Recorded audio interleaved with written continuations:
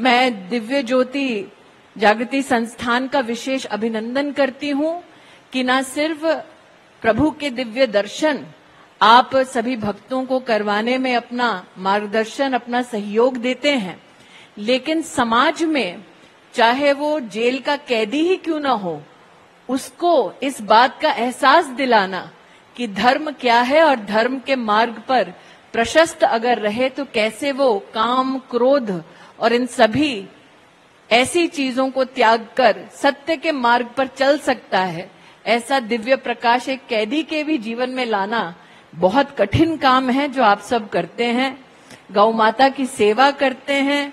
आज जो फिल्म आपने देखी उसमें बच्चे भी अब साधना के मार्ग पर चल पड़े हैं।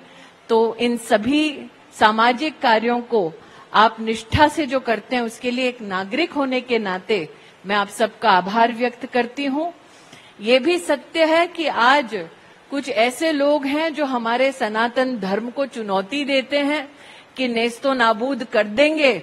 आज अगर यहाँ का वो नजारा देखते तो उन्हें समझ आता कि प्रभु जो कहते हैं संभवामि युगे युगे, ये वो भक्त हैं जो हर युग में धर्म को, आस्था को और आस्था के हर प्रतीक को जीवित रखते हैं। तो पुनः जन्माष्टमी के शुभ अवसर पर संस्थान के माध्यम से परिवारों को एक छत के नीचे एकत्रित करके धर्म के जागरण और संरक्षण के लिए जो आपने काम किया उसके लिए पुनः आपके प्रति आभार व्यक्त करती हूँ।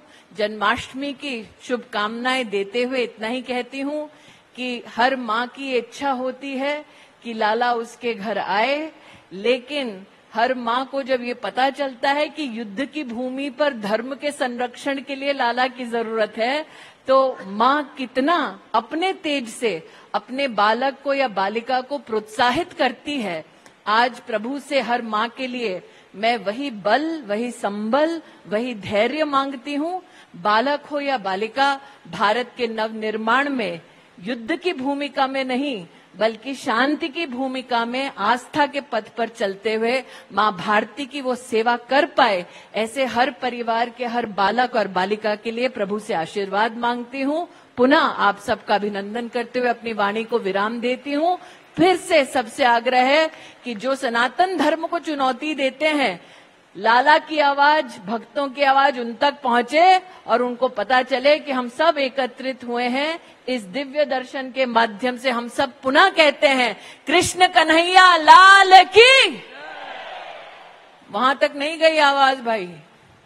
पुनः सबसे आग्रह है कि जिन लोगों ने सनातन धर्म को चुनौती दी है उनके कानों तक हमारे स्वर पहुंचे कि जब तक एक एक भक्त इस पुण्य धरती पर जीवित है तब तक कोई ऐसा नहीं जो धर्म को चुनौती दे, कोई ऐसा नहीं जो आस्था को चुनौती दे। आप सबसे पुनः आग्रह है कि जोर से बोलें कृष्ण कन्हैया लाल की।